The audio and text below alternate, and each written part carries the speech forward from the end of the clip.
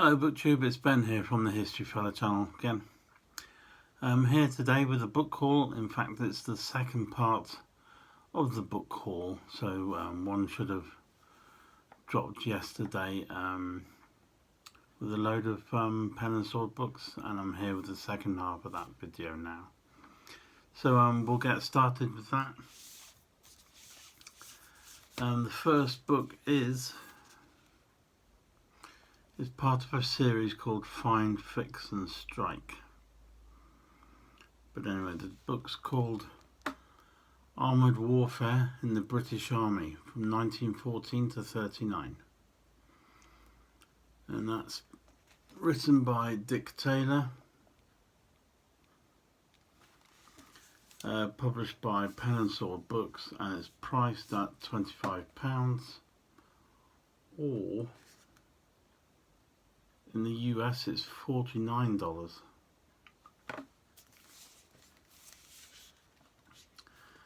A fully illustrated complete history of British armoured warfare from the pioneering tanks of the First World War through to the start of the Second World War. Graphic accounts of the principal armoured operations during the First World War, and follows the evolution of the tank during a period of rapid technical and tactical changes. Packed with vivid eyewitness testimony from soldiers who served in the Royal Tank Corps, demonstrates the lasting importance of the British Army's strong regimental system throughout the story, and the first of 3 volumes relating the history of British armoured forces. And actually, British tanks were not really known as being that good.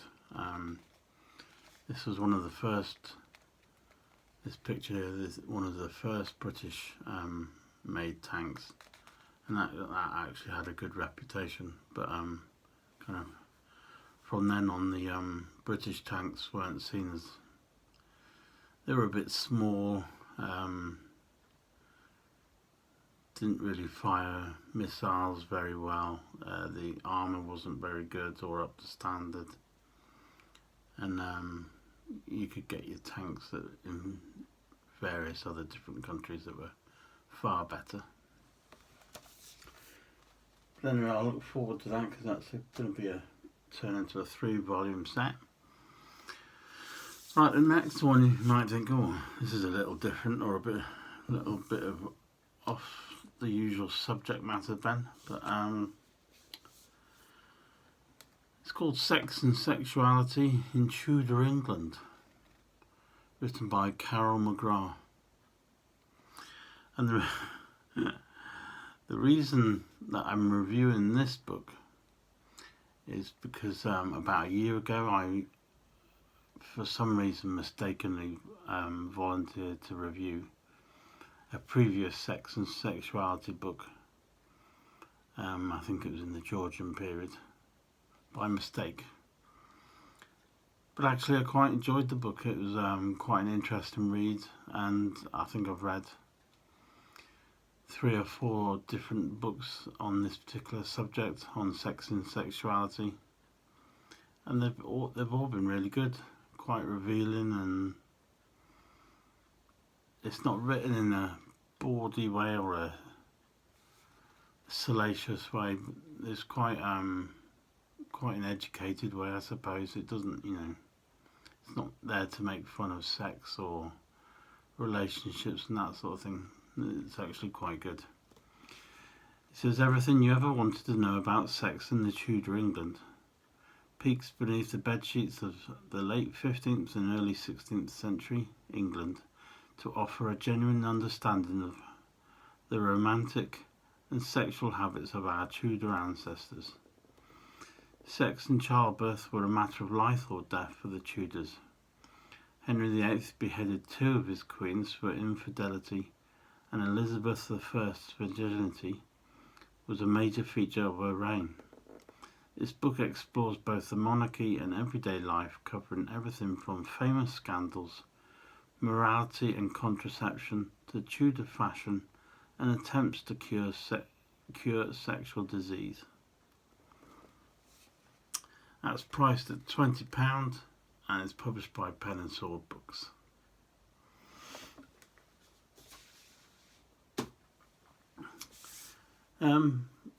The next book is a different subject, a bit more dry and less interesting probably, but this is I shouldn't say less interesting, just a drier subject rather than sex and sexuality. This is Air Power Supremo, biography of Marshal of the Royal Air Force Sir John Slessor, written by William Pike. Comprehensive biography of John Slessor, I'm sure I'm getting his name wrong, John Slessor, one of the most remarkable British airmen of the 20th century. Vivid insights into Slessor's, I'm sure there shouldn't be none in there. Vivid insights into his achievements as a pilot, commander and military thinker. Records his squadron service on the Western Front and in the First World War and in India between the wars. Detailed account of his role as a senior commander during the Battle of the Atlantic and the Italian and Balkan campaigns in the Second World War. Focuses on his later career during the Cold War and analysis of his pioneering and influential writings on aerial warfare. And I love me aerial warfare, so I think that's going to be a good one. It's £25 and that's published by Pen and Sword Books. Right, the penultimate one. Secrets and Scandals in Regency Britain. Written by Violet Fenn. An entertaining peek at the greatest secrets and scandals of Regency Britain. From mad monarchs to adulterous queens, the Regency was rife with drug use, social inequality, and a far cry from the typical view of Jane Austen's England. This romping tale takes us through a period of great upheaval, with political events like the Peterloo Massacre contrasted against the likes of dandies and Byron. Featuring political scandals, courtly disgrace, and everyday attitudes to fashion, drugs, crime and punishment. It's an insightful and illuminative view of the scandalous period of British history.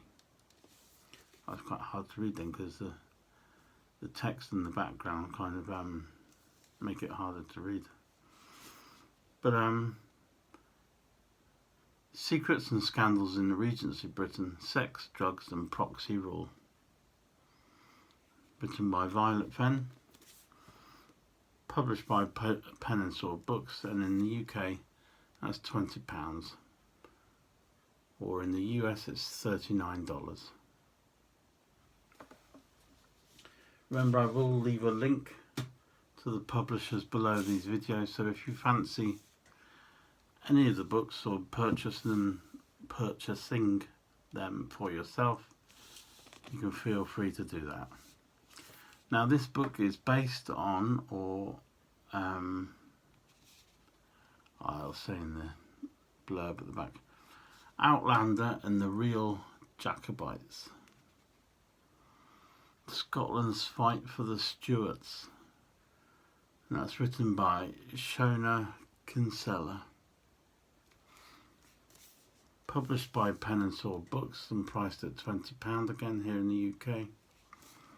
Discover the true history that inspired the international bestseller and TV series Outlander.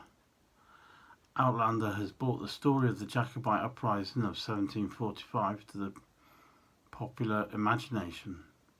But who were the Jacobites really? Follow Jamie and Claire through Scotland's past, visit key locations, meet the real Bonnie Prince Charlie, and learn what clan life looked like in the 1700s. Now, being Scottish, I'm really going to look forward to reading this. and I do like a bit of Scottish history.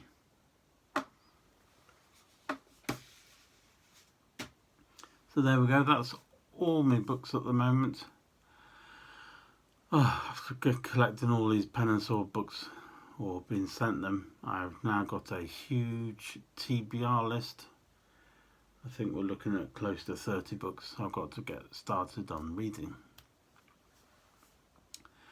Anyway, thank you very much for watching. Hopefully you've enjoyed this video and the previous one. If you've got any comments at all about any of the books that you've seen, type some comments down below this video. There will be a link in the description, and if you've enjoyed the video, please feel free to give it a thumbs up. Every little bit of good news or whatever helps everyone. So thank you very much for watching. I hope you all keep well, and I shall see you very soon for another video. Thank you very much for watching.